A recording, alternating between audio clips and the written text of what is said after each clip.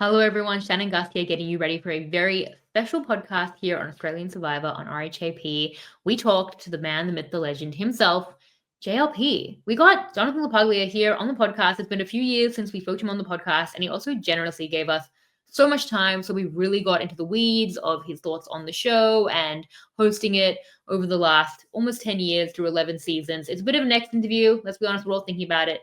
It's a bit of a deep dive. It's very upsetting to lose JLP, obviously, but this is a small consolation to really get his thoughts on so many things. And I love the way that JLP sees the game. So it was such a wonderful time to talk to him. We had Rob for about the first half, and then Rob had to go watch Survivor. And then I was with JLP just debating Survivor with him, which was honestly quite surreal when you think about it. So thank you so much to JLP for doing this. It was so much fun. I loved every second. I hope you guys loved it even almost as much as I did, because then you're really going to enjoy this one. Other than that, we've had a lot of content after Australian Survivor versus the World, and an extended X interview with Parvati, about an hour and a half with her as well, talking through her game. We had an extended X interview with Luke. We've had X interviews with everyone other than Dave at this point, and obviously all the content during the season. I also launched my own podcast. It's called Gussing Around. If you look it up on YouTube, it's Gussing Around Podcast, Gussin, like my name, but Gussing Around Podcast on YouTube, or search it on Spotify or Apple Podcasts. The first podcast of that has dropped. That's with my husband, Peter, and we talk about all the behind the scenes of podcasting and life and our pregnancy journey. And we'll probably talk about this JLP interview and how that came to be as well. Episode 2 will drop soon enough as well for that. So follow me at Shannon Gates so that you don't miss any content. WinnerGlobalSurvivor.com for all the Global Survivor content. I'll be covering Survivor 49 almost every week. I'm going away in the middle of the season for a couple of weeks, but other than that, every week. And I have Laura from Brains v Brawn 2 as my week 1 guest, which will also be up shortly for the premiere of Survivor 49. So hope that you enjoy all of that. Thank you all for listening as always, and hope you enjoy this interview. Bye.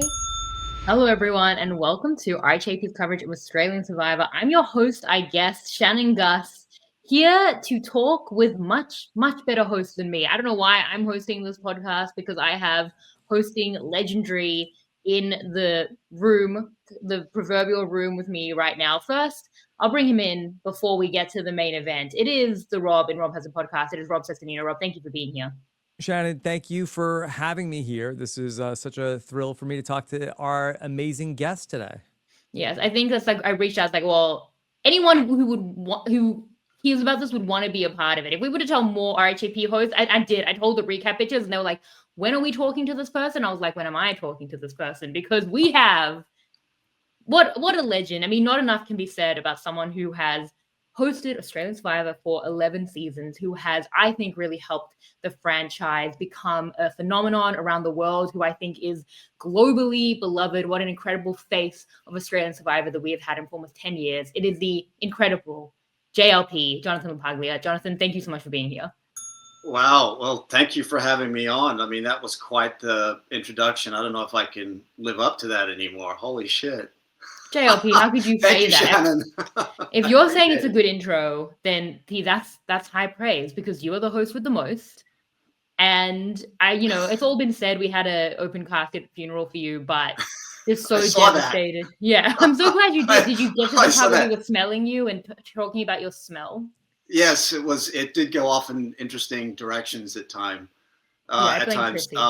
Yeah, I lit a candle at the end of it. Also, it was kind of like a vigil. Wow. People said it made them cry. You didn't snuff your candle then at the end of it, did you? I didn't know. My torch has already been snuffed, so that moment is over. Yeah. JLP, how are you feeling now, like with Australian Survivor v. the World over and like the dust having settled, and it's been like a huge time? Like, where are you at the moment?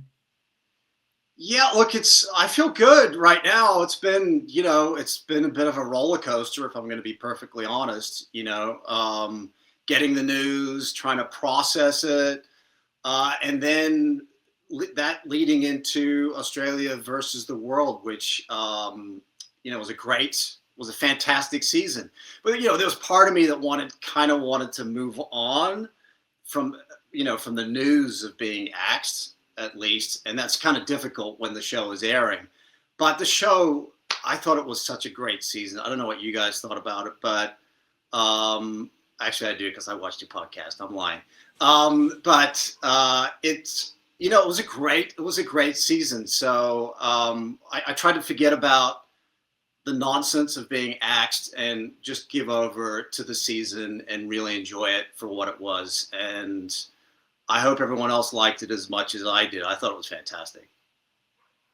Yeah, I mean, it was the end of an era in so many ways, and what a way I think to go out. I mean, because it is like such a pinnacle event. I definitely felt like, are we going to still be watching Survivor after this, or is this the end of Survivor for all of us? And Survivor's about to start in like 45 minutes. But I feel like that was the culmination of so much. But I mean, you're like, as JLP, the Survivor host, I guess, how is it to process that? Like, how much of your identity do you feel is wrapped up in that? Because you're also like, you have so much success outside of that. So I guess, I don't know, how do you process it in terms of kind of losing that moniker, but you're still JLP?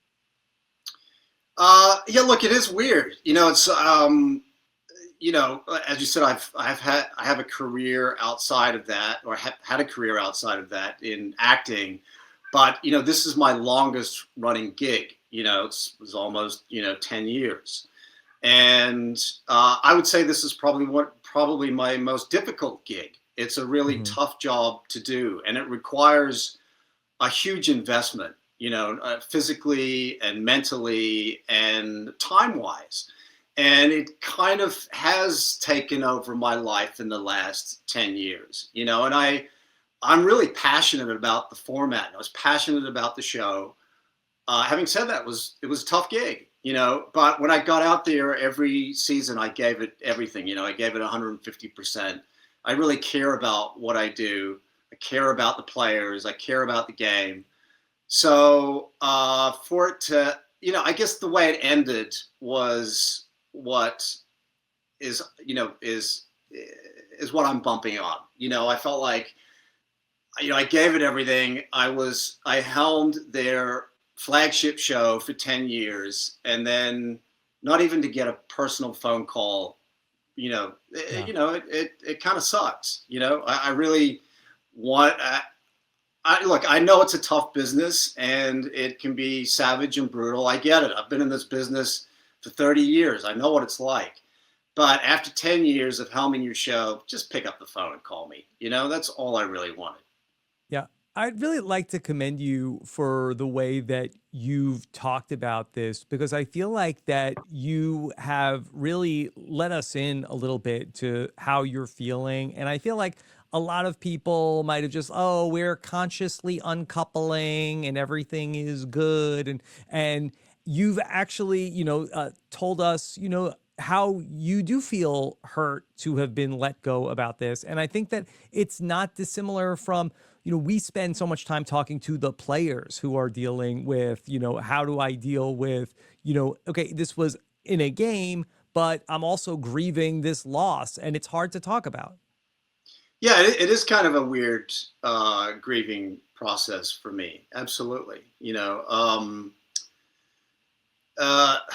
And I don't know whether I'm completely through it yet. I mean, it's getting better, every day, and obviously I had the constant reminder of Australia versus the world. But yeah, it's look, I get the business. I get that they felt like the ratings were crumbling over the, every season, which is true of all network TV, I think. Mm-hmm. And I get that they needed to do, or they felt like they needed to do something drastic. I don't agree with, what they're doing here. I think it's kind of misguided. But I get the desire to try something, and I'm a big boy. Just give me a call. Let me know what's going on. Yeah. Let me, just treat me as an adult. Let me process it, and let's move on. And if I may ask, how were the ratings for Survivor AU v. The World? They were better than the season before. Yeah, they were better than the season before, but surprisingly not outrageously better, which I thought was kind of interesting because it was such a flag. It was such a newsworthy event, right? It's as you guys have coined it, it's like the Olympics of Survivor, right? This international version of Survivor. with all these incredible legacy players. You know, you got Hall of Famers in this game. So if a show like that can't really jack the ratings, then I don't know what can anymore. Maybe the ratings just are what they are now. Yeah, I think as well, so much of the fandom are people overseas trying to watch it. And there was a time when it was on Paramount Plus, you know, it is truly globally renowned. Like in Australia, there are people who get it and who love it. And then there are people who are watching Married at First Sight. But then internationally, you have multi-decade super fans who are like, Australian Survivor is the best franchise. And that's a market that would be great to tap into, because I feel like that's, I mean, in our audience as well, like that's a very loud, very passionate fan base who know what they're talking about and who laud the Australian show. And I think I wanted to say as well on that, you know, from all sides of the aisle within this grieving process that you're in, I wanted to ask about your reaction to the fan reaction, because I have said the fans agree on nothing. Literally not even like the biggest legends. I don't think there's one player that's like universally agreed on. You always find like one person trying to be a contrarian.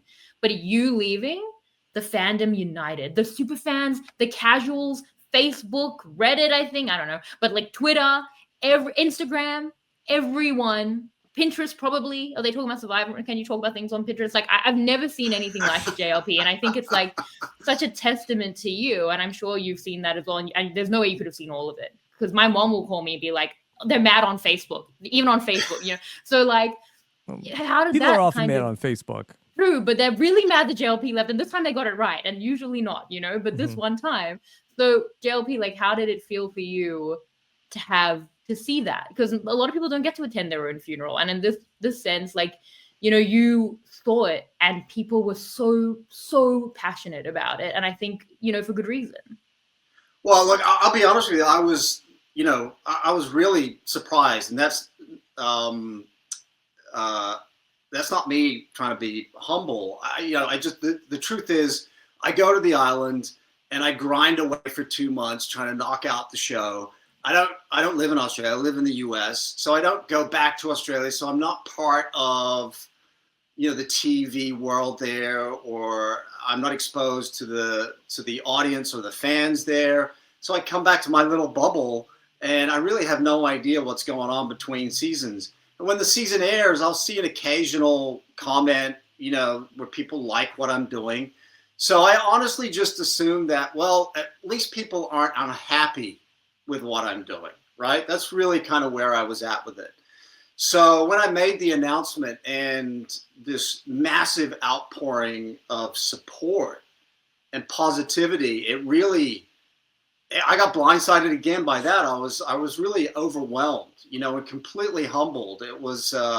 It's pretty wild to see it, but I'm incredibly grateful that people appreciate what I was doing on the show, because, you know, when you're stuck in your little bubble, there's no feedback, you know, like the show, it's a beast when you're out there. No one comes up to you and says, hey, good job today. No one says that. Everyone's just like packing their shit up, moving off to the next location, right? Because we got so much to do every day. So to get some, you know, affirmation, I'm human, right? So to get that kind of affirmation, it really, you know, it warmed my heart. It really did. Yeah, I mean, I think as well, if you're not getting feedback, that's usually a good thing. You know, if people didn't like it, you would actually probably have a way to find that out. So I think what it was like you were such a great, like in many ways, like a staple of the show that maybe people took for granted. Like you're always there doing an excellent job. Like it doesn't need to be said. You're just brilliant. And I think you also made it your own in other brilliant ways. And I really mean and you know, because you've listened, which is incredible, but I really do mean all that. And I wouldn't say it if I didn't mean it. But yeah, then I think when people are like, wait, you're taking out JLP, like our JLP. And I know that like, it must, like there are big shoes to fill because Jeff has made that role his own. And every kind of international host that I have watched has tried to be a version of that, but like their own version in a way that's unique to each country. But like, how did you look at that, and how have you looked at that as you have made it your own over almost 10 years compared to someone like Jeff, or compared to these other global hosts as well? Yeah, look, you know, Jeff has been doing it, you know, for 25 years now. When I stepped in, was it 2016? He'd been doing it for 16 years, 32 seasons. And whether you like it or not, he's really put his stamp on it. And when I first got the job, we had discussions about how could we make what I do different from Jeff. And so all the iconic lines like "Come on in, guys," which eventually changed a little bit, but the original "Come on in, guys," and head back to camp, got nothing for you, stuff like that. We decided that we were going to try versions of our own versions of that to try and get away, trying to separate us from Jeff. And it just didn't feel right. It felt weird. And then what I realized was, that's stuff, even though some of it's kind of corny, and Jeff would admit that some of that stuff is corny. It's an integral part of the show, so why are we trying to shy away from that? Let's lean into that. So he set like very narrow parameters. And so, then your job is to try and find what you can within those parameters. And that's where you try and bring your own personality, I guess. And I guess the biggest part of that for me was, I have a different sense of humor, I guess, a little bit of a different sense of humor to Jeff. It's a little bit bawdy at times, a little bit naughty. I like to really interact with the players and be cheeky with them, and they like to be cheeky with me. I like to set an atmosphere where they feel like it's okay to do that, But at the same time, I realize that there are moments when I have to be in charge. I have to have the authority. And there are times when I have to bring compassion, So it's not easy because he has set these narrow, guards, these narrow parameters on it. But I think I got the most out of that, within that framework. Okay. Now, you talked about the influence, certainly, that Jeff has had on you, but tell us about this bromance between you and Jeff. And only was it in the last, 24 hours that you posted great catching up with the legend Jeff Probst ahead of the premiere of season 49, which is going to be a good one. And you called this the Battle of the Bouffants. Well, look. I love it. It's like Jeff just been Wolverined. That's hilarious. It is the Battle of Bouffants. Look at that. Holy shit. Yeah.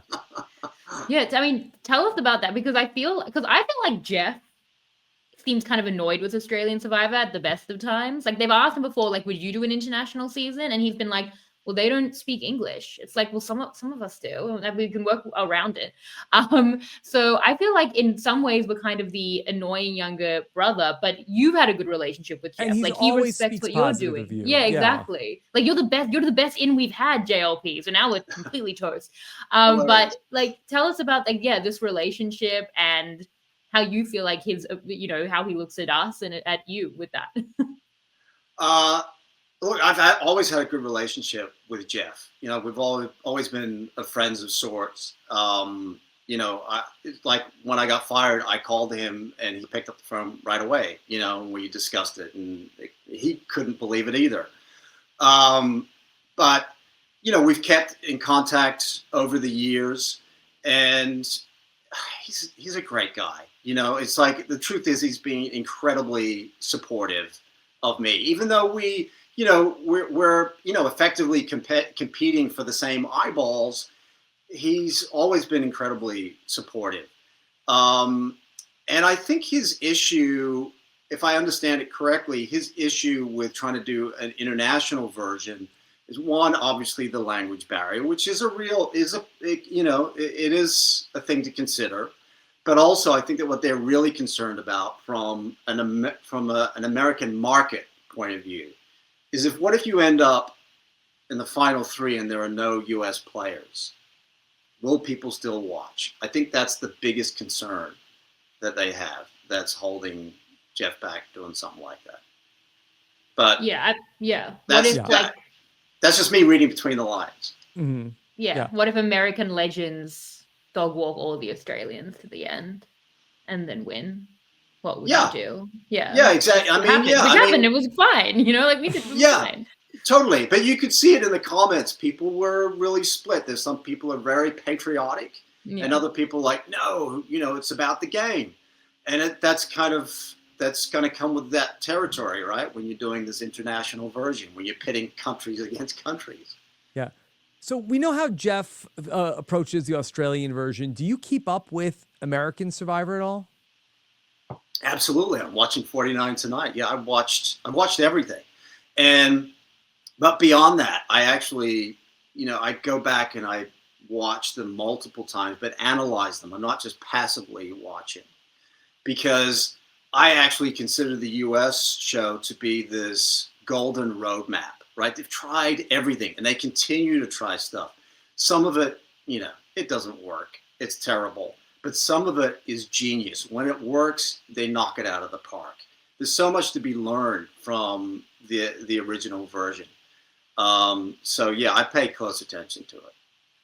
Yeah, that's one of the things I love about you, JLP, is they always been your passion and your like real fandom for the show. Like you had such an investment in wanting it to be the best it could be from a structural perspective, from a production perspective. I think that's amazing. Like I don't know. Do I have a question around that, or do I just want to say like that's an amazing thing? Like how did that impact your hosting? Because there are some people who might show up on the island, get paid, leave, and it's a gig. But I feel like you have been so passionate about Survivor, and that really shone through. And I think that took you to like another level. Well, look, I've never hosted anything before, and I wasn't looking to host Survivor. It just somehow came my way. And, I consider myself to be incredibly lucky because I'm going to go out on a limb here, but I'm going to say it's probably the best, if not the best version of reality TV. It's such a well constructed game. It's like there are some flaws, but it's almost flawless in its execution, right? It's like if you cast it well, it will deliver every single season. It's always going to surprise you. And that's a pretty special game. It's a player-driven game, which is what I love, as opposed to other reality formats are producer-driven. And I'm not so interested in that. I love something that's purely player-driven, and I love it when the players surprise me. And I guess that's why I became so invested in it. I really love the format. I really do. And, and that's part of my grieving, I guess, because I don't feel like I feel like I have unfinished business with the format. Yeah, I mean, definitely. We feel the same way. Yeah, I mean, and I can't say it enough, but I feel like, so how did that impact it for you? Like, how do you feel like that impacted your hosting to be someone who cared enough about like how the show was going? Like you're a fan on the island making the show. Yeah, I think how did that understanding of that show and that passion for like how good it is and what it can be, because you've seen it be bad and good, often really good. There's a lot of good stuff in Australian Survivor, but how did that impact you kind of watching it and creating it in the moment? My passion for it. Yeah, you're like wanting it, and it's not just the passion, like you understand the game, like everything you just said, like yes, that's spot on. Like I think when you're seeing maybe that it's more production driven sometimes, or seeing things go worse or better, like I think just being there in the moment, but having such an understanding and a passion for it, like I think that must have been an interesting viewpoint. Yeah, and it probably got me in trouble sometimes, because I would push back against production on some stuff, and. To be honest with you, whether by design or by default, I ended up knowing a lot more about, the show than almost anyone else on the production, so, and I don't say that in an arrogant way, but it was frustrating at times when I would put something out there that I've learned from the show and it was ignored. So, but that was frustrating. Without getting into specifics, can you talk about the types of things that you've learned about the show that you feel like should be important to production to make sure that they keep in? Yeah, hang on, just delete something that's come up there. Yeah, look, I think the biggest message is, trust the format. Like we are talking about before, trust it. It's always going to deliver. I think there's a tendency, particularly with this production, given the shows that they've done in the past, which are producer driven. There's a desire for them to try and make things happen, and that always blows up with something like Survivor, because it is truly a player driven game. Trust the format, trust the players are gonna step up and deliver. That's my biggest takeaway from it, for sure. From our particular production, there are other things that I wish we would change. I don't know if that's what you're delving into, like the non-elims. I think they've been detrimental to our show. And is that what we talked about last time, Shannon, and got me banned from your show? Well, I don't forward? know. You banned JLP, Shannon? No, the network banned. We don't know what the network did. I've not spoken to JLP since 2021. I listened back to that interview. We did talk a bit about the non-elims. We were talking about some behind the scenes production stuff. And I think you said you'd like a bigger cast, no non-elims, which we'd said in many think tanks beforehand. And you said that they didn't really want to do that. I think it's hard because Australian You Survivor wanted more than 24? Yes, so they could have 26 what is this, with no Squid non-elims. Game? Well, it's getting that way, right? Look, 24 is huge anyway. I mean, my point was that, it's not ideal to have more players, but, it's a trade-off. And I think if you can get rid of the two non-elims, the obligatory non-elims that we have to do, then I think it's worth it. Two more players, I don't think anyone's going to... We don't have to hear from him. We don't even notice they're there. Confessional each, it's fine. Yeah. Well, I mean, you think about the way the show is structured anyway. Those first several episodes, you're really only focusing on 5-6 players anyway. So I just think that the non-elims, really, hurt the show. That's you have players do all this work for a great blindside that night, and it will be thwarted by the twists. Tonight we're doing something different by me, right? And you're like, oh God, I got to be the bad guy. I don't want to. I know, it was awful. I hated doing it, and so you thwart this great blindside. The audience would be like, oh, the audience has got blue balls.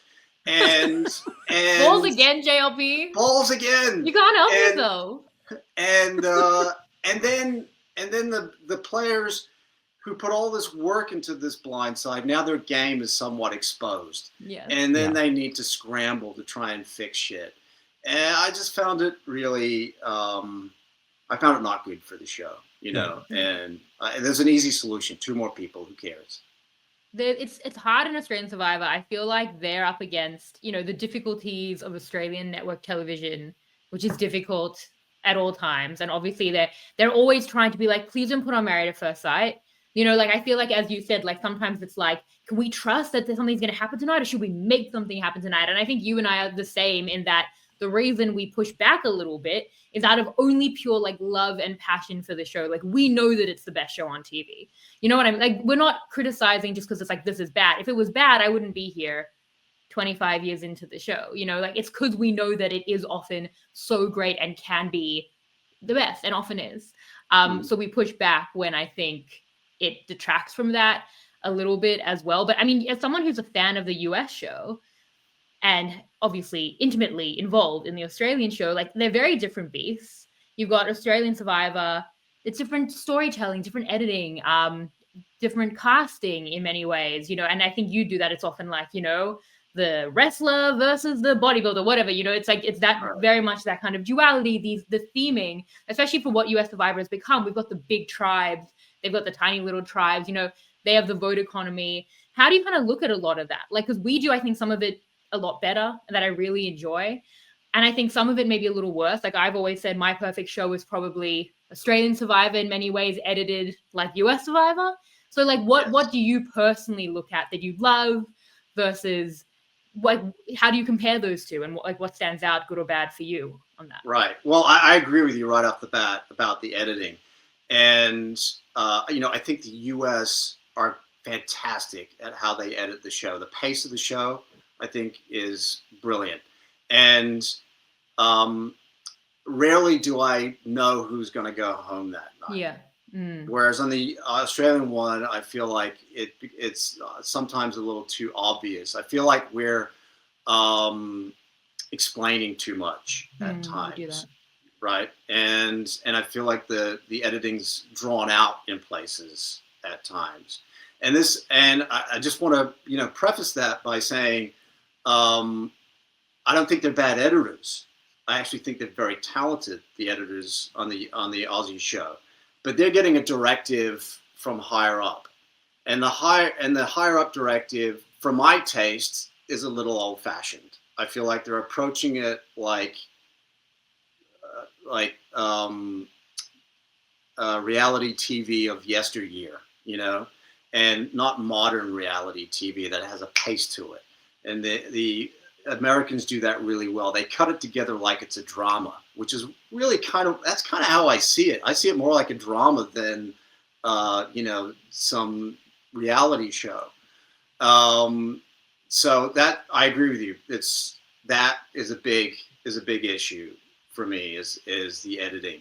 Other differences, I haven't been a fan of recent years in the U.S. of. I think they've been loaded up with advantages. Yes. Yeah. And too many advantages, right? And I think we do that quite well in that there's some stuff for the players to use, but they're not burdened by it.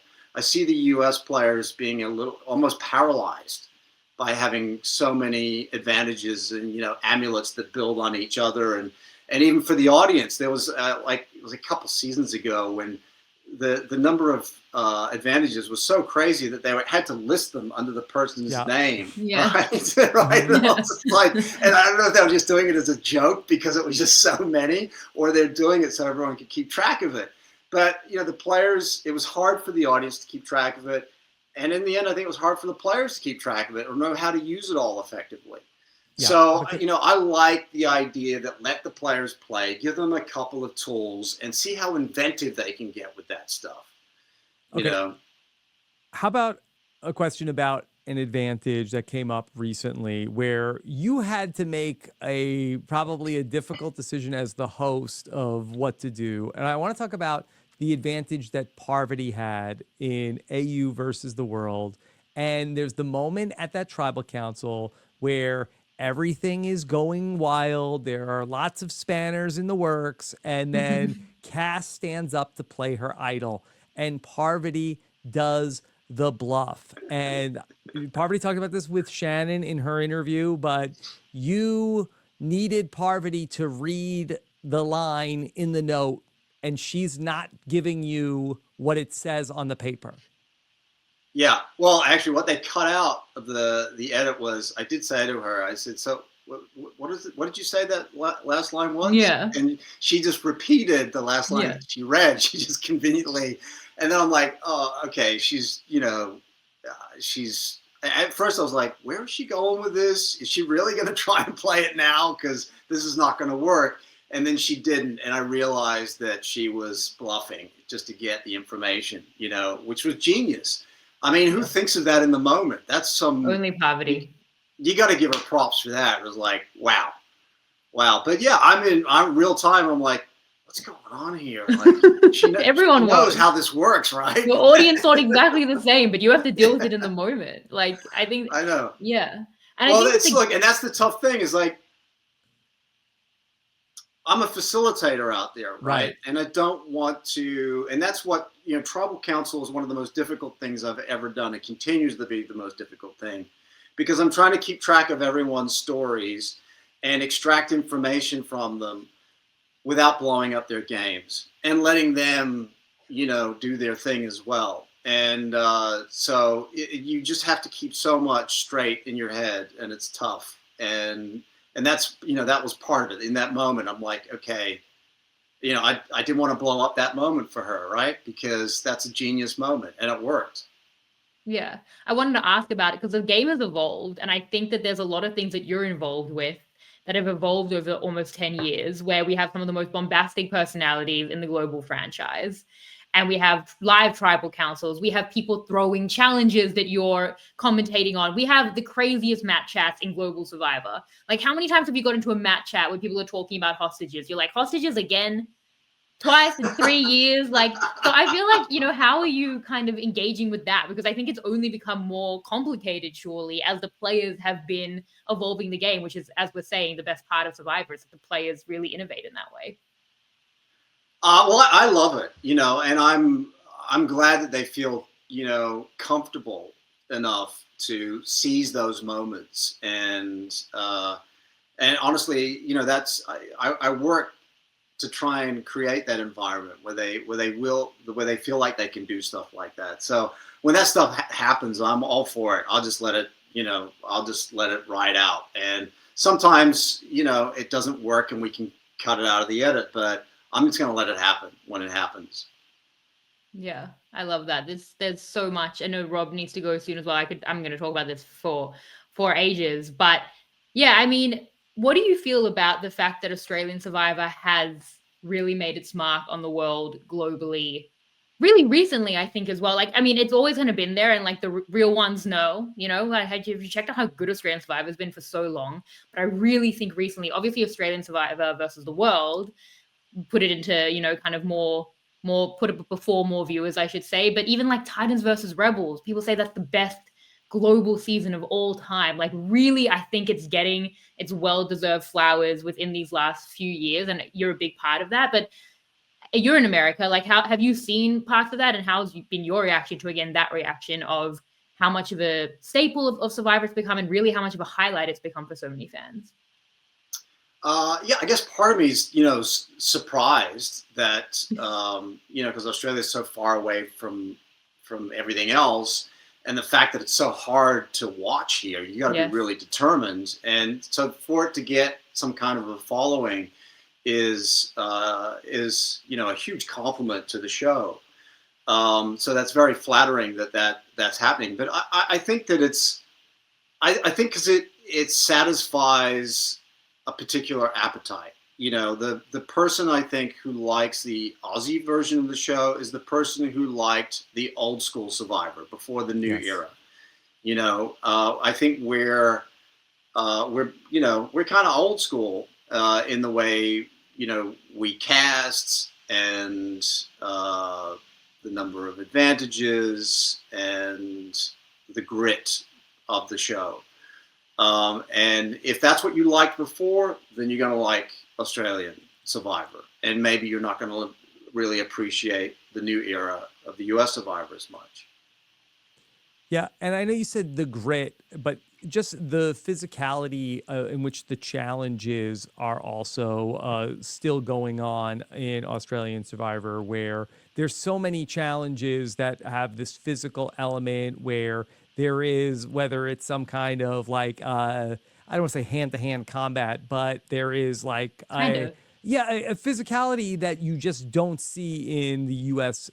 Challenges anymore. Everything in U.S. Survivor, it's a race, and then there's a puzzle at the end, and there's so few other types of challenges that you ever see on U.S. Survivor, whereas it used to be, you know, there'd be a lot of variation in what you'd see on U.S. Survivor. Yeah, look, I can't speak to why the U.S. has gone in that direction. I'm sure it has some insurance issues and yes, and I think that's what it is, because because, you know, you're doing this balancing act, right, to have a physical challenge and not get anyone hurt. And, you know, we kind of really walk that line at times. You know, we've had a few injuries, and then we lose players because of injuries. And so then we've got to do another non-elim. So not only are we doing 2 non-elims, you know, obligatory non-elims a year, then we're doing 1 or 2 more for, you know, medivacs. Right. So, yeah, it's you're trying to find that balance, keeping it, you know, tough enough, but not hurt the players. And I think maybe the U.S. have decided, look, it's not worth hurting the players, right? Because at the end of the day, the challenges are really just a device to get a winner and a loser so that you can go to tribal. right? That's really what the challenges are designed for. So why kill the players? Because what's the most important or the biggest aspect of Survivor is the strategy, right? Is eliminating your tribe mate so that you can move forward in the game. So the challenge is really just a device to get to that, I think. So maybe that's where their head is at. But it brings in all your skill sets, JLP. I love when you were medically assessing PD. You're carrying people off the torture challenges. So it shows how necessary you are to just get these people to still be walking at the end, which is amazing. Poor PD. Oh, yeah, poor PD. That was but he was a big fan as well. And he was really important to the season. And then he was kind of like written out of it, which was kind of crazy. Do you have a favorite season now? Like 11 seasons in, do you look back at one in particular? Look, I like all the seasons for different reasons. I think they all have a different flavor, and they've introduced, each of them has introduced a bunch of different great players and characters. But I guess maybe because, this is my final season, and it was a great season. It really was a great season, and it's the freshest in my mind. If I had to pick one, I'm probably going to say Australia versus the world. Yeah. What about you? Australia versus the world is, it's special. Like this, that does something that no other season in the world will ever do. I still kind of think Titans v Rebels, like to do that, I think over 24 episodes, they were all amazing. It's pretty spectacular to me. But I mean, there've been so many incredible seasons. Do you have a least favorite season? Why focus on the negative? They've all been, they've all had something. Yeah, I don't really have a least favorite, to be honest with you. I mean, Heroes versus Villains was another great season. Yes. No, I don't really have a least favorite. Look, there's some parts of seasons that are fantastic and other parts that drag, and I wish that those parts didn't exist. But I think, like I said, if I had to pick one overall, it'd probably be Australia versus the world. I mean, it was like an explosive season from the start to finish, with legacy players and a very worthy winner.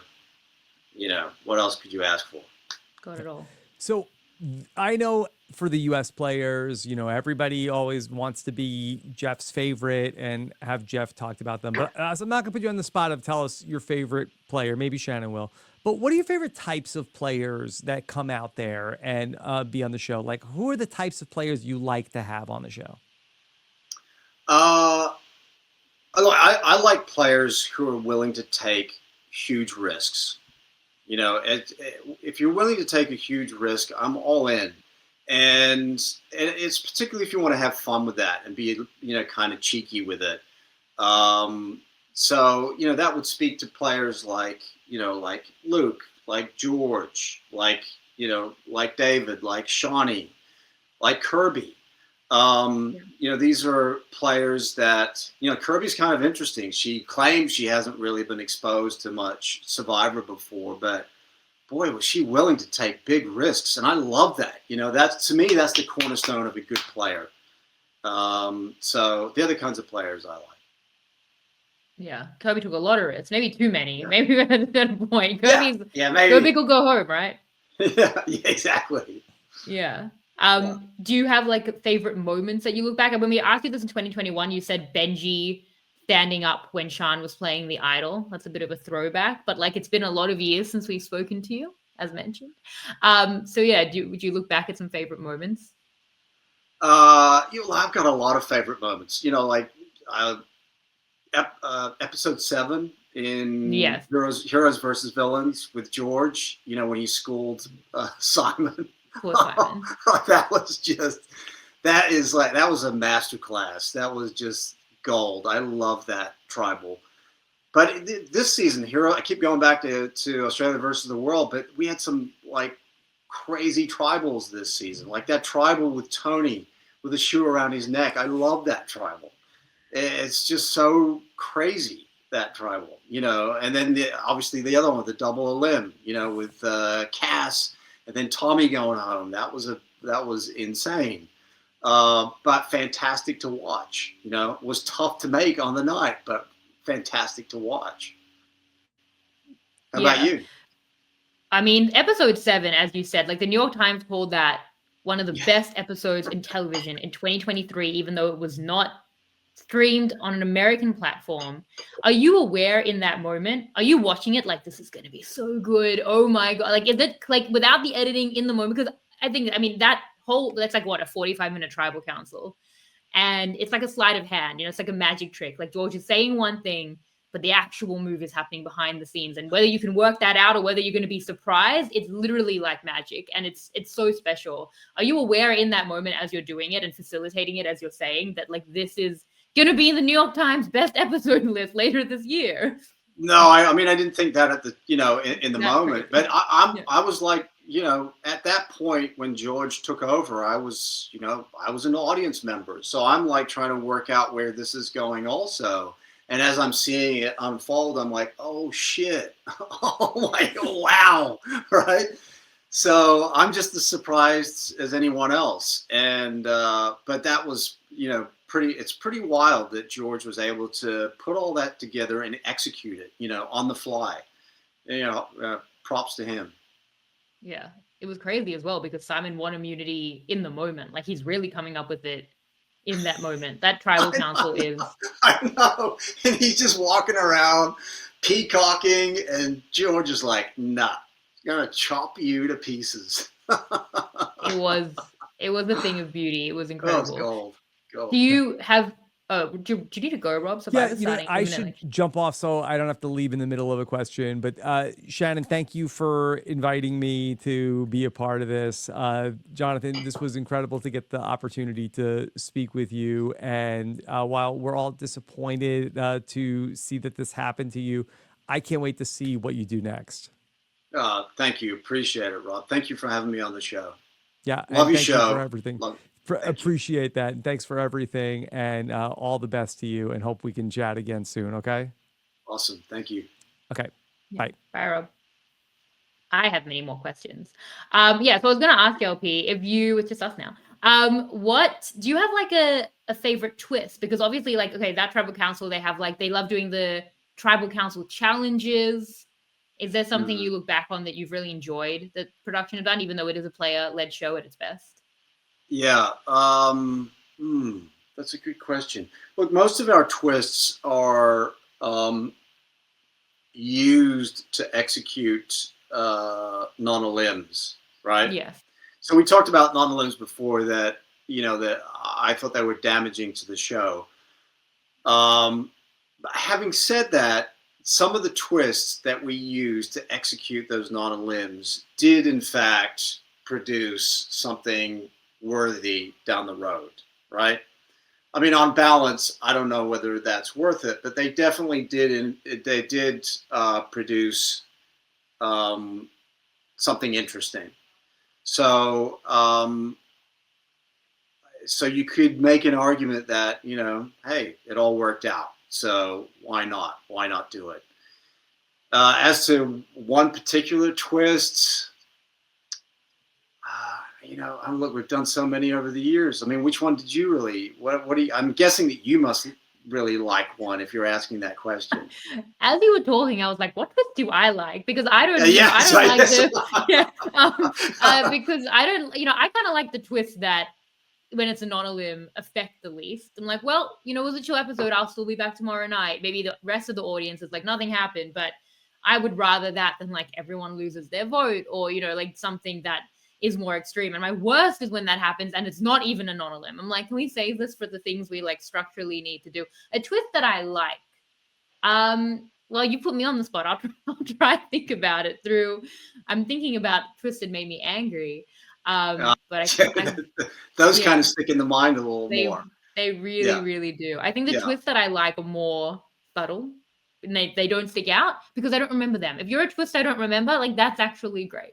Yeah. So, yeah, I mean, I wanted to ask, is there something you're most proud of in the last 10 or so years of hosting the show? Most proud of? Like a particular incident? Yeah. Anything in your hosting, any moment or any skill or anything? Because you've been there for 10 years. Like that's a long time. And People Look, are impressed with it. Look, I think, well, I guess from a general sense, I think I'm proud of the fact that,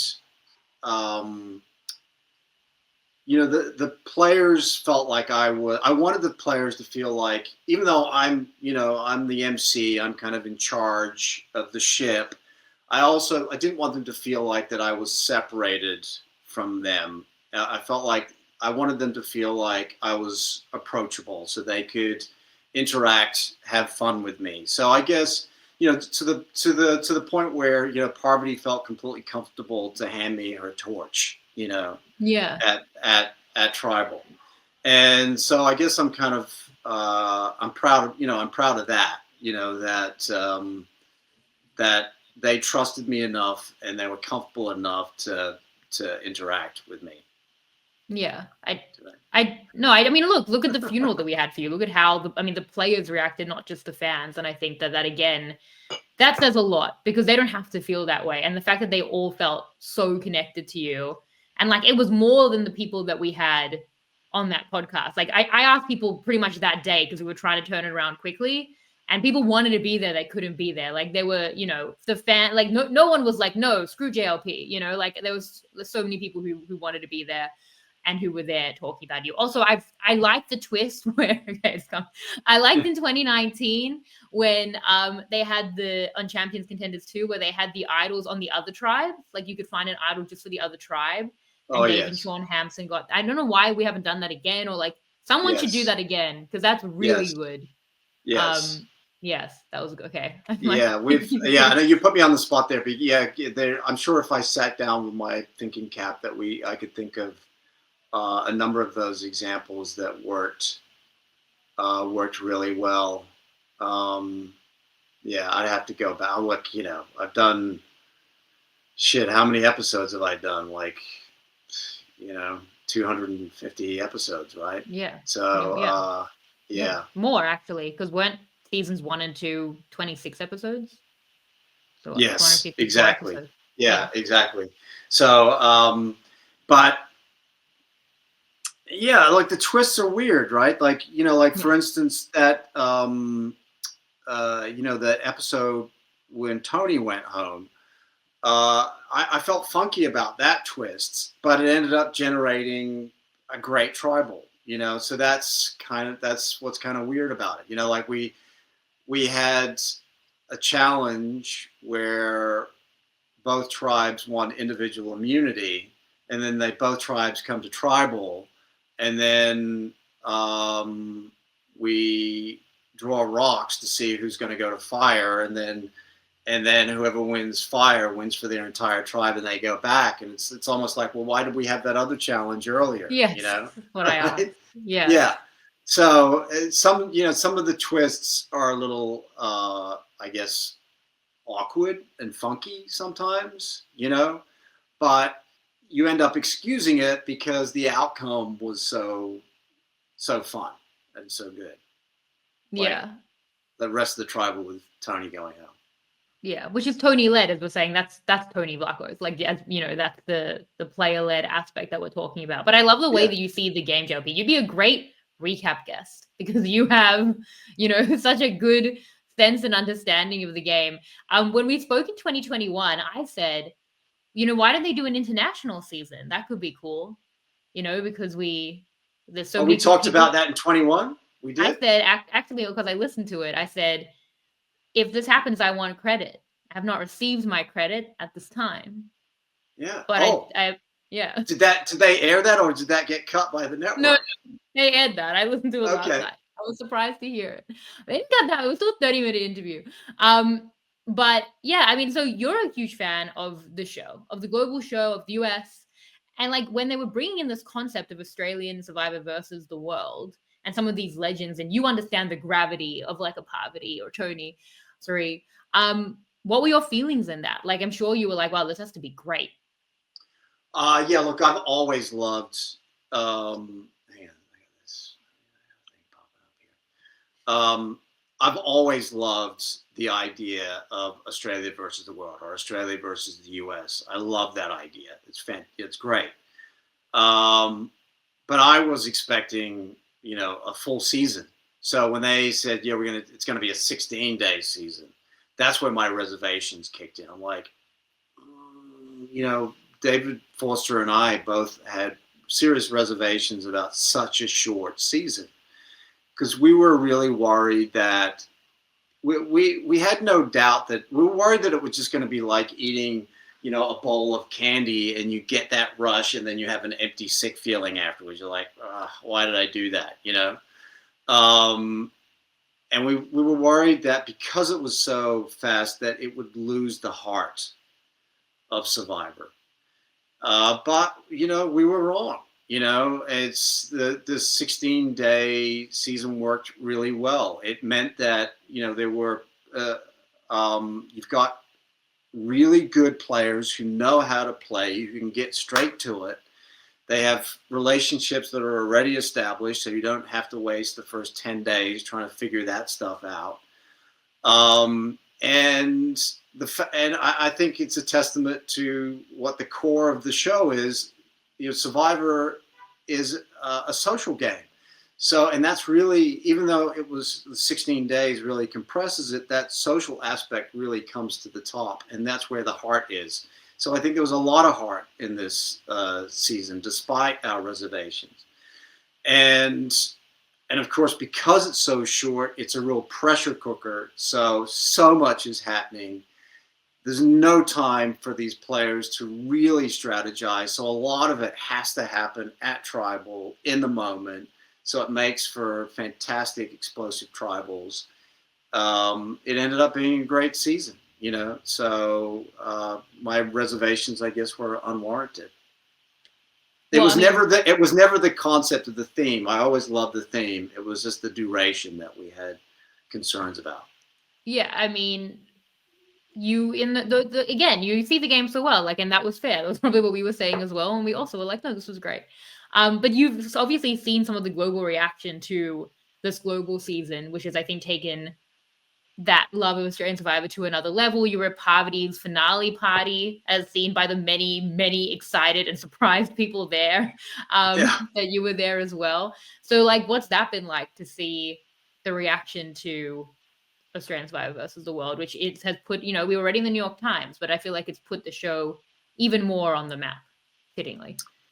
Yeah, look, I think it really speaks to the appetite for it, right? I mean, the people, I don't pay a lot of attention to the online chatter, the Survivor online chatter between seasons, because I'm doing so much of it that I just, I can't keep consuming it. So, but I was aware that, that there was this chatter over the years. Yeah, it'd be great to see, Australia versus the world. I mean, Australia versus the US. That was really always what people were asking for. But to see the reaction now that we've actually done it, it really speaks to the appetite that's out there. And I feel like that there's clearly a wide community that would love to see more of that. Whether that's possible or not, I don't know. All right, I have some questions here that I'm going to take it meaningful after. But okay, let's talk about the ball puns before that. You said you get your humor into, and I think that that's true of a lot of it. There's a lot of fun stuff. But I feel like what you say. You're not on the online chatter, and yet those ball puns are not an accident. So you know a little bit about what people are saying about. So how have you felt you've worked in your humor, and how has that grown over the time to become almost like a self-referential meme? Some of that and beyond the ball puns, but your humor being a part of it, which I think is such a massive part of you as a host, that your personality really shines through. Look, I think it comes from a couple of different places. It's partly to entertain myself. It's partly to entertain the crew. It's partly to see how much I can get away with if no one notices it in the edit suite, and there's no way they're not noticing it. That's impossible. I don't know. There's some stuff that slips through. I don't know. But yeah, I think that's where it comes from, because look, there is there is a sameness to it sometimes. And so I'm looking for ways to shake it up and make it a little cheeky and a little more entertaining. Why not? It's a game. It should be fun. And if we can slip in a couple of those moments and they make it through the edit and the audience, the audience, it's a wink, wink, right? It's a wink, wink, nudge, nudge, and the audience likes it. So why not? And then there's the corny dad jokes, which is, hey, I'm a dad, so I'm going to put in some corny dad jokes every now and then. And then when it comes to the banter, I quite like the cheeky banter with the players, and I like teasing them a little bit, having some fun with them, and I think they like doing the same back. So it all works. For me, it worked anyway when we're out there. Interestingly enough, a lot of that actually gets cut in the edit. So some of it gets through, but not all. Not a huge amount. I demand the full log and ball edit. If that's the case, then I would. And they're long episodes, and I would watch longer episodes. If that's what's getting cut, I strongly disagree. Oh my God! I watched one the other day from, I think it might have been season 4, and even I was shocked how much they left in. I mean, it was relentless. I was like, oh my God, this is just insane. I'm not going to lie to you. I've watched screeners before for Talking Tribal that sometimes had some stuff that got cut out. And I was like, what? And I had it ready to go to tweet about it. And I'm like, imagine if I did and it's just gone. It's like, am I just imagining the JLP ball puns? But no. Yeah. They were there. How upsetting. And they cut them out. I know. We were robbed. They were robbed, yeah. I don't know. I guess they're being cautious. You don't want to offend people, but they're being cautious, but they take it to such extremes other times, like every log pun. Other time. Where is the rhyme or reason? I just want to know what the line is. Like, how far did it have to go? Because the things I've seen that are cut, I think were not bad at all. I don't even remember. It was years ago. I just remember it being cut. But I'm just saying that, where's the line? If there was a line, none of it should make it. You know what I mean? So yeah. Well, I guess, and I kind of, that's what I kind of like. I like the fact that they left that stuff in because it makes our version of the show a little more adult-like.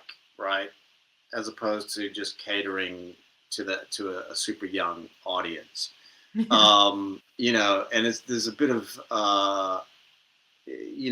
Benny Hill in there that kind of appeals to me, and I think I commend them for leaving some of the stuff in there anyway. Yeah, you used to tweet technically, probably via the social media department. And then your Twitter got hacked, JLP. And that was a terrible day for me because I had a theme song when we used to read your tweet.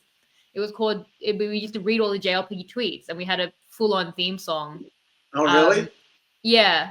And That's unfortunately, then the Twitter was hacked and it was a devastating day. I got hacked. Well, when Elon bought Twitter and he got fired his security team. Yes. I got hacked 6 times in a month. And we just couldn't figure it out anymore. Every time I'd reinstate it, and I'd have to go through the network because they had people that they knew deep on the inside in Twitter that could help us. And I'd get it reinstated, and then a week later I'd get hacked again. And after about 6 times, I kind of gave up, which was a shame because it was fun to do those tweets. That itself was a lot of work because of the time difference, because I'm here in LA, so I would watch the show in advance, write out all these tweets to time codes, and then they would push them out, in Australia as if it was me doing it. It all started actually in season 1 when I was actually in Australia when it was airing, and I was tweeting, live tweeting, and then it mushroomed from there. I love how much a big part of it you were. I would have thought they would just maybe have taken some poetic license, but no, that was you. That's incredible. Now I'm even more mad that you were hacked. Damn it, Elon. Damn it, Elon. I know. We loved the JLP tweets, and they were really such a special part of that. JLP, I have in my notes here to ask you about general JLP thirst culture. What culture? Thirst culture? Okay. It's in the All notes. right. You heard our funeral. You heard Chrissy. Chrissy in and of herself. I say, Chrissy, it was a wonder that you weren't restrained physically. And I don't know how much, again, you're tapping to the online audience, but I do think that's also a point of difference. Not that people don't thirst over Jeff, but I think it's a little different. Would you have a comment on general JLP thirst culture? No. Now you're making me blush. No. Chrissy My mom was wants to hilarious. give you her number. Oh, that's hilarious. Hi, Mom. Chrissy, I love Chrissy. She was hilarious. I mean, they actually cut out a lot of that flirting in that episode. I wish they kept it in because it was just, I thought it was so funny. You know, she wasn't hiding it at all. And it was, but she was really leaning into it. You know, at one point there was some challenge when they have to, you know, stand on something, or I can't even remember what the challenge was. It was an individual challenge and they're standing on pegs or something. And you know, she faked that she couldn't get down by herself just so I'd come over and help her down. just gold like that. Hilarious. Love Chrissy. But Chrissy was really, I think, the voice of the people. And I think a lot of people in that funeral podcast that we did spoke about how you carried them off the final endurance challenge. They all needed it. They all needed it. Chrissy didn't need it. She just faked it. Did they need it? Or did they learn? Now you have to think about it. These are Survivor players, JLP. Lying is in their blood. So that's funny. Yeah. You put a lot of time into endurance challenges, these like 6-hour endurance challenges. How do you deal with things like that? Because that's pretty specific to Australian Survivor, how we've had Kristen Jubicki and stuff, but like that's how extreme that can go. How do you players sometimes try to talk to you, try to, distract themselves. How do you kind of engage with that? It's hard, because, you have a static challenge. There's nothing really going on except they're standing on pegs. And so you're trying to create commentary for 6 hours, so it's part commentary, seeing what I'm seeing, and then it's part interaction and, and chit chat. A lot of the early chit chat just disappears in the edit because often at that point they just want to talk about food, so they're so close to the end, they're just fantasizing about all the meals they're going to order when they get back home. So there's a lot of discussion about that. You're like, my God, keep it interesting. You're like, it's up to you guys to entertain me. Like, I'm here watching this 4 hours. I've always said the worst space to be for me would be to be a loved one coming out for that final endurance challenge, watching a 6-hour challenge. I've always said, like, I would bring an iPad and watch some sort of movie trilogy. I know. It's tough. It's tough for everyone. They're long challenges. And then you got to go to tribal that night as well. So it's a lot for the players, for the loved ones, for the crew. And now we're on that topic. How do you feel about that final challenge? I mean, it's always the same. It's always the same challenge. I like it. I think that's a good staple of Australian Survivor. I think that the torture challenge is maybe ill-advised in other ways, but I like that you can plan around it because that gives the players agency. Like, you're letting Parvati get to a challenge, you know how that challenge is going to be, so you're not being surprised by anything. Like, you've made that decision. She's clearly going to do well in it. Parvati knew to take out Cass, who was going to be her biggest competitor in a challenge like that, and she knew something like that was coming. So the agency that it gives the players, and I think just like the spectacle of something like the first Brains v Brawn, where Flick, Haley, and George were literally in that cage, which felt somewhat illegal, but was so iconic. Or Christy and Lee and Elle from the first ever, like that hand on a hard idol. It's gotten more intense since then. But I think just that's what a final challenge should be. It should be, how far can you go? And I think that, I don't know that I feel like Samotion or the obstacle courses can ever feel as weighty and iconic as our final endurance challenges. Why would you not do that? Do you think that's kind of boring, or you like it? I I get your well, I get where you're coming from in that if you really want this, then you really have to give it everything and stick it out. And I think that's definitely the feeling of the producers. But I bump on it for the reasons that you actually like it, right? You say it gives the players agency. I don't feel like the players should know what the final challenge is going to be because I feel like that impacts their gameplay, right? It's like, okay, I need to get rid of this person because I don't want them at the final challenge. And also, it that final challenge favors one kind of body type. That is true. Someone who has a high power to weight ratio, which is normally a fit young woman, right? So if a fit young woman gets to that final challenge, and I'm like, I know who's going to win. I know that Parvati's going to win. Why am I watching it, right? Why are we here for 6 hours watching this when we know what the outcome's going to be? So can I go home? Can I take a break? Like this? Well, no, but just as an audience member, right? Yeah. It's like I get like on an intellectual level, I'm like, wow, they're there for 6 hours. That's amazing. But I don't really feel there's no visceral response as opposed to a challenge, some kind of obstacle challenge, or some kind of challenge where there's a change of the leads, like a horse race. That to me elicits a visceral response. I'm on the edge of my seat then, like, oh my God, who's going to get it? And I feel like the final challenge should be fair to everyone. It should be up for grabs for anyone. I don't feel like you should have a particular skill set to win that challenge. Yeah.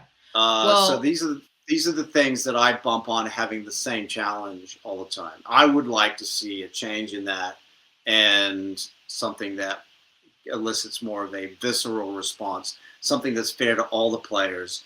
Like a great player like George, he's probably never going to win that final challenge. And to me, that's a shame. Like he should have a chance at winning that. Yeah. I mean, George has only, and he would say he won that beanbag challenge. So George, from the challenge perspective, in any challenge, and I love George very much, but that's not his game as much. But I love debating it with you, JLP. What a thrill and an honor to do that. But I feel like, for me, I do understand what you're saying about skill sets. But firstly, I mean, like have an obstacle course at the final 5. Hopefully all the challenges have varied skill sets throughout the season. And then for them to know what the challenge is allows great players to play around it. That's what George did. George at the final 4 of Brains v Brawn, he knew he couldn't go to the end with Kara because neither of them would beat Flick, who was immune at the final 4, in a final endurance challenge, which he knew it would be. And he knew he needed Haley to beat Flick, who would give him at least a better chance to sit next to Haley at a final 3. And they made an incredible 2-1-1, and he had to turn on Kara. One of my absolute favorite moves of all time, only because George knew the game he was playing. That's why I enjoy. Now I can criticize the Lukes and the Janines for going to a final 4 with Parvati, because what did you think would happen? You can't say, well, I thought I would beat her in an obstacle course. I didn't know what the challenge would be. You knew it would be that, and Parvati brilliantly was banking on that, and she was right. So I think being able to foresee what the game is going to be gives good players chances to play around it, and even good players can falter. And I mean, like for me, I don't like when people don't know if it's going to be a final 2 or a final 3. I want it to be a final 2 at all times, but at least I want the players to know what game they're playing. Yeah, that's important to me. But have fun to debate it. Do you have a preference on something like final 2, final 3? Let me ask you something else though before we get onto that. Okay. So I hear what you're saying, that it gives them agency to play the game, but every other challenge is a surprise to them. The minute they turn up on set, that's the first time they see a challenge, and sometimes it'll work in their favor and sometimes it won't. But they never come into a challenge knowing what it is. So why should they know what the last challenge is? Yeah. I think because, especially when you're going down to a final 2, like how you construct your final 3 is very important. And like, again, non-physical players like Suri and like George have spent a lot of time trying to work out how that can best benefit them. I think when they don't know exactly what the challenge is going to be, what happens is then there's you generally target a threat.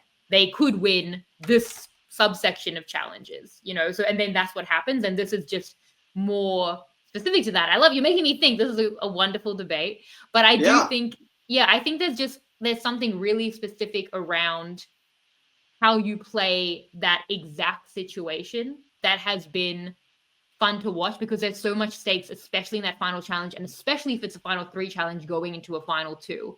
I think that's a very offensive challenge where you win and take someone through, compared to any other challenge. All you do is defend yourself, which is big. It's defensive, but it's not as big. And then you can target people generally. And I also think another good part of that is it's so old school. Hand on a hard idol, which was used in 2016, and which I think kind of all the torture challenges have derived from since, is the Borneo challenge. Like, I would be happy if it was just hand on a hard idol. They don't need to be in like cages set on fire. If every US and Australian season just had hand on a hard idol as the final challenge leading to a final 2, that would make me happy. I think it's iconic. Wow. I think it's a great TV statement. It's classic. It's historic. And it's how much you want it. And people can be wrong as well. I really think this person's going to win. I'm going to tie myself to them, and maybe they lose. No one thought Christy was going to win that. What an incredible moment. What a globally incredible moment that Christy could win that final challenge. So I think you make bets and maybe they pay off or they don't. Players can play around it, but it's kind of all around this iconic offensive challenge that's going to be how you take someone to a final 2. And that to me is like the perfect endgame structure. But if I would counter that. I love this. So the first season when Christy won, that was the only time when it was really unpredictable, right? Well, Flick and Haley was a battle. That was a battle, but I mean, they made it look like a bigger battle than it was. Well, it was a battle for sure, but it was but Haley was always gonna win that, Yeah. But anyway, I mean, I think the first time we did it, it was kind of lightning in a bottle. The way everything played out was pretty amazing. With Christy, it was amazing. What's that? It was amazing. Yeah, that's like one of the best episodes in Survivor history. It just was amazing, and I felt like because of that, we just were chasing it all the time, right? Trying to reproduce it. And my attitude is, it was fantastic.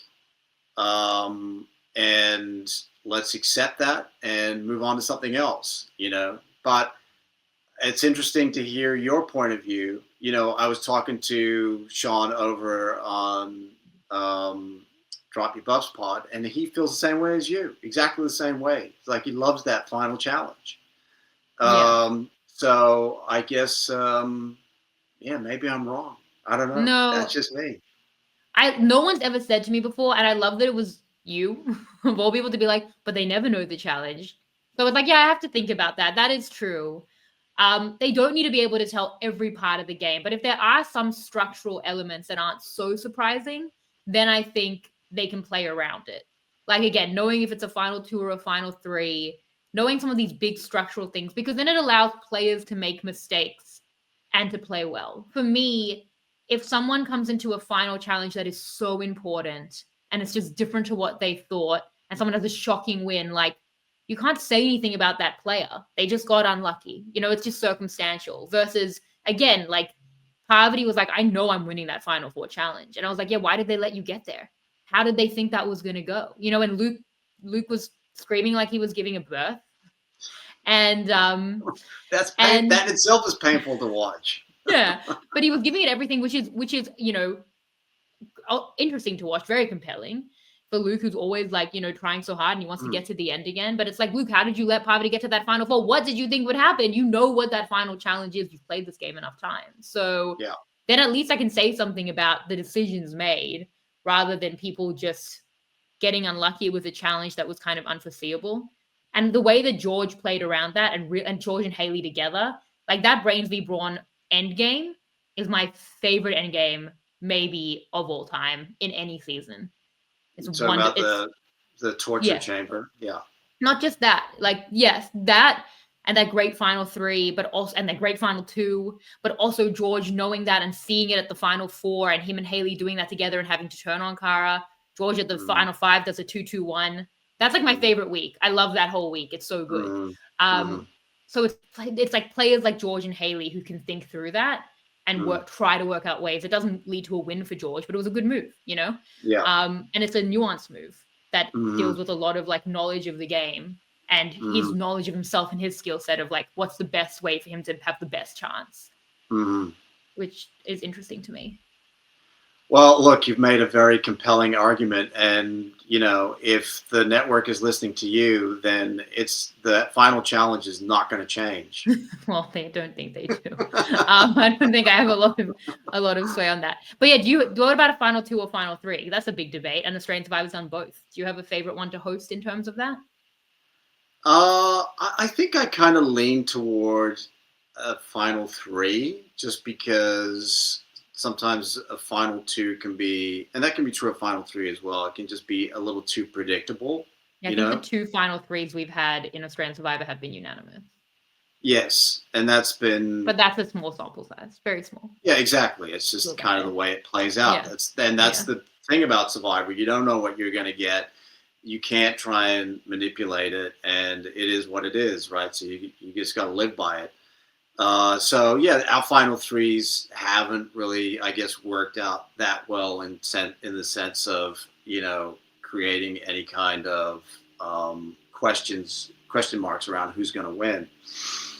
But I think that's a bigger problem with final 2, right? Normally it's pretty obvious who's going to win in the final 2. Oh wait, not unanimous. Poverty just won. I forgot about how Poverty was in the final 3. Luke got a vote. Oh yeah, there you go. First vote ever. Yeah, there you go. Yeah. But that was you prefer final 2s, it sounds like. Yes, I do. I mean, I think, and again, that's not what we're saying. Some of that classic US Survivor stuff that's gone from the US, that Australian Survivor has a final 4 vote, often has a final 2. You know, has again some of these like iconic endurance final 3 challenges. I think a final 2 is so binary. Like it just makes more sense. Like that's what Australian Survivor is, right? Like this v this. We don't do 3 tribes anymore. We haven't for a very long time. Like it's a battle. And it helps people. I mean, it makes people make binary decisions. Like when Sean took Shane instead of Brian Lake, she lost the game 5-4. That's very compelling. Like you don't get anything like that really in a final 3 like that. It's just a binary decision that Sean lost 500K on. That's so true. Interesting to me. Yeah. But how do you know that Brian wouldn't have won? Would he have? I don't know. Probably not. He became kind of a fan favorite. Who knows? Yeah. I'm a Hawk supporter, so I was into it. But people hated Brian Lake. Like they weren't into it. Yeah. I love debating this with you, JLP. This is the most fun I've ever had in my life. And that example that you used is really the only time where it was like close, right? We've had every iteration of the vote, right? So I need to think about who. It normally, unfortunately, it normally is a bit lopsided. We always hope that it would be different. You know, certainly the George. I can't remember the tally with the George Haley. It was 7-2. What did he get? Laura and Cara, I think, off the top of my head.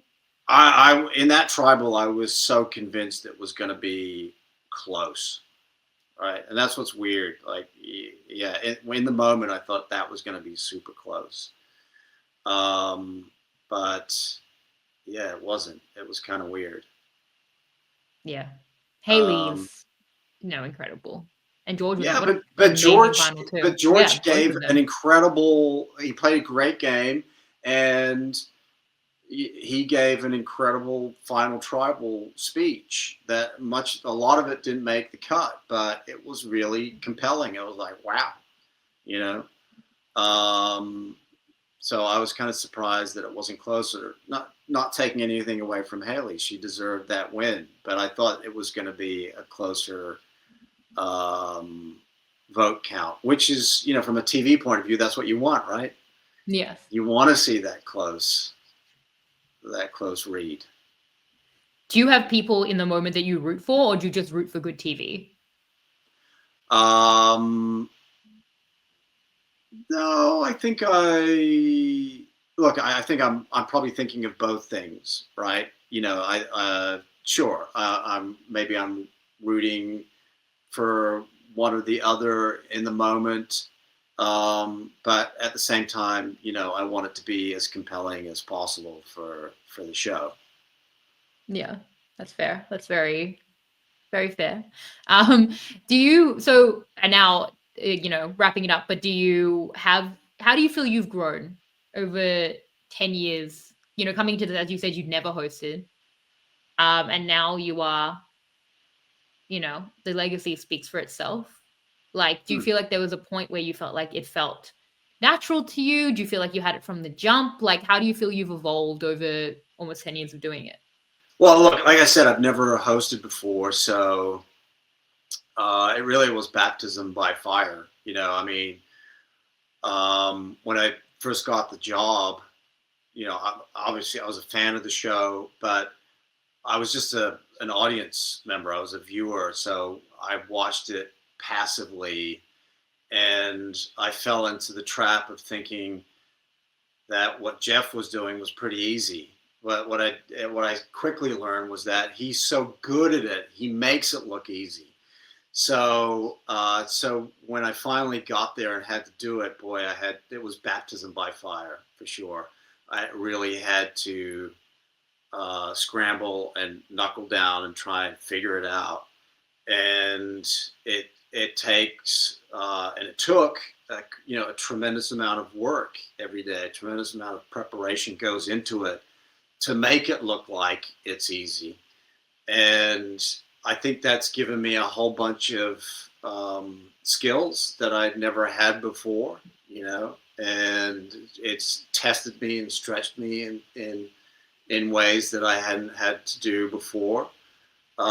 So I would like to think that, I've grown from that point of view, and I would like to think that I got better over time.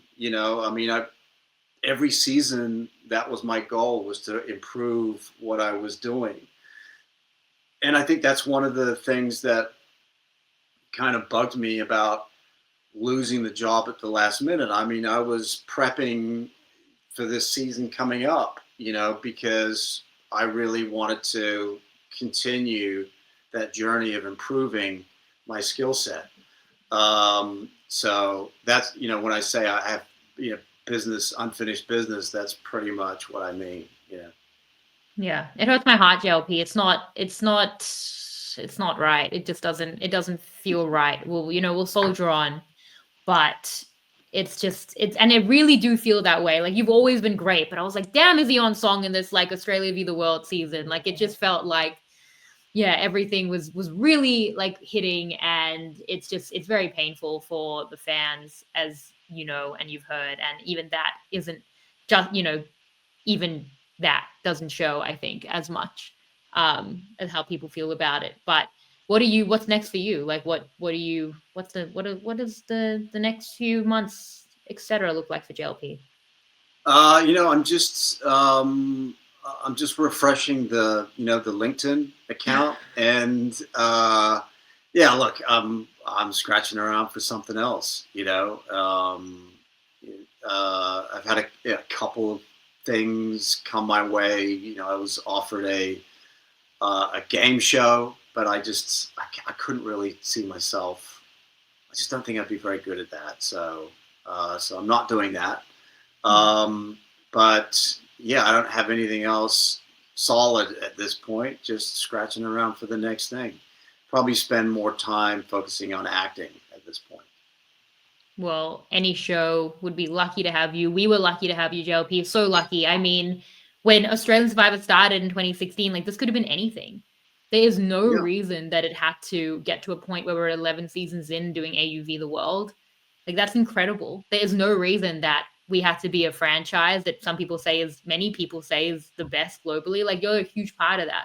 This could have ended after 1 season, 2 seasons, and I think that it's such a credit to you where we're at. It will always be a credit, like, even if it goes on without you, it would be foolish, I think, to look back at what the show is and not see you as like such a crucial puzzle piece to that. So it's very painful for me, JLP. You know, it really No, is. I appreciate that, but look, what I was definitely part of that, part of rebirthing the franchise for Australia. But I was just part of it. There's a whole machine there that made it happen. The production, the crew, the talent that they and the expertise that the crew brought to it, I think was really central to the success of the show. And yeah, I like to think I'm part, that I was an integral part of that. But it's like, why does something work and stick around, and why does something else not work? Sometimes it's just this weird X factor, maybe the show was recommissioned just at the right time, from a cultural point of view in Australia. If it was rebirthed any other time, maybe it wouldn't be successful. Who knows? I think there's so many weird things that go into that. And but yeah, here we are 11 seasons later. Yeah, but you are a big part of that. You can look at Facebook, you can look anywhere, people say that you brought people in, you were a staple in their homes roughly 15 hours a week or however long the show goes for. And I think that you brought so much to it. So well, look, I think I was the constant, right? Yeah. Like the show, we've had some like great shows, some great seasons, or great moments in seasons, and some low moments. But I was always the constant, and I think the audience trusted me. They, over a number of years, I earned their trust, and they trusted that I was going to bring the ship into port for them every night. So maybe that's what they're responding to. I don't know. Look, I think the audience is a Survivor audience is happy to change stuff that doesn't work, but they get really unhappy when they change something that they think is working. So maybe that's where their response is coming from. And that's a credit, because people do not want to like things. Like, people want to hate. And the fact that people were so willing to love you and defend you is, again, just a testament to you. So we're devastated about it here, JLP. If you couldn't tell by the many podcasts at this point talking about it, but I'm glad it was the moment that it needed, to talk about it to the extent that we did.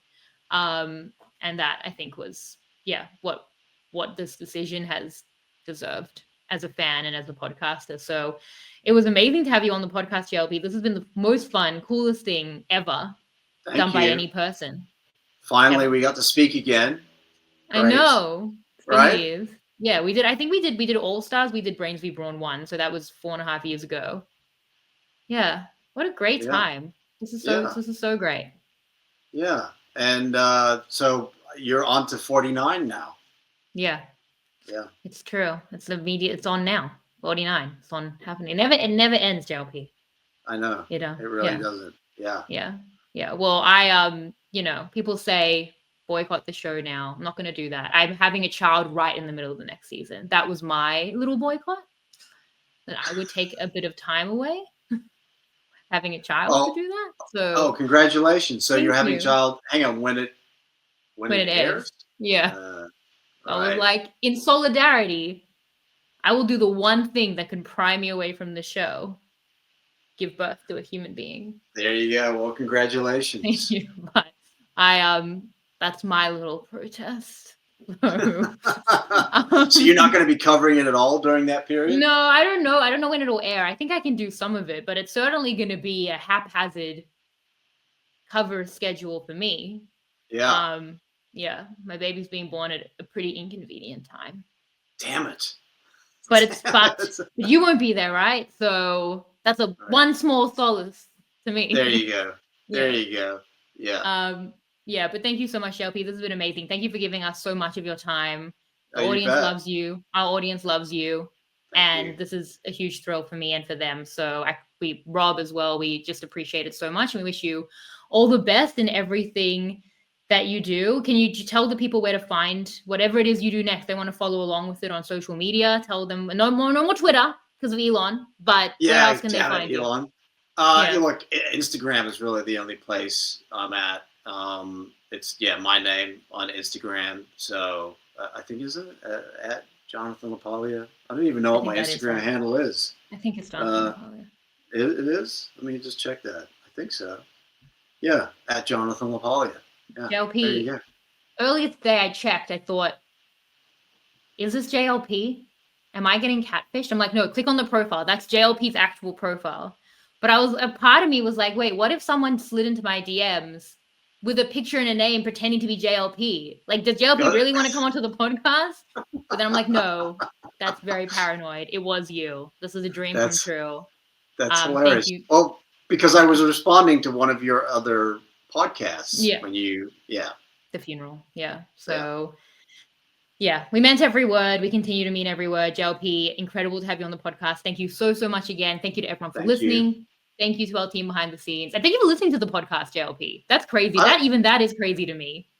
No, I love your podcast. You guys do a great job. Thank you for having me on. It's been great. I'm like, seriously, for years I'm like, why would they have me on the show?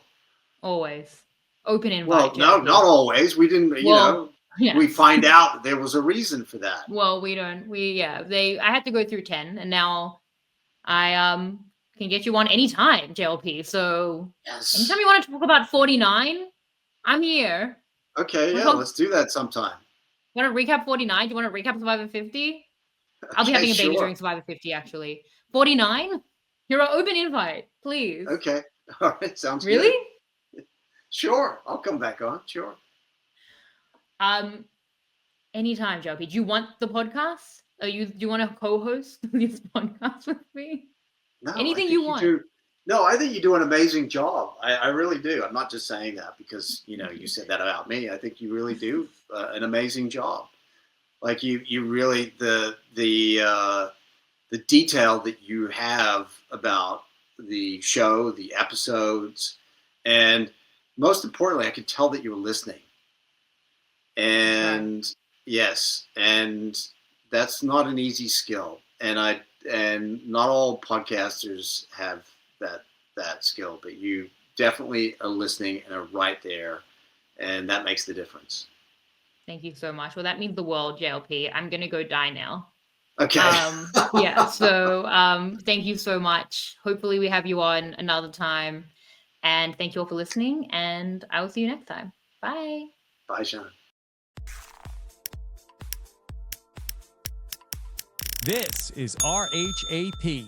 We know reality TV.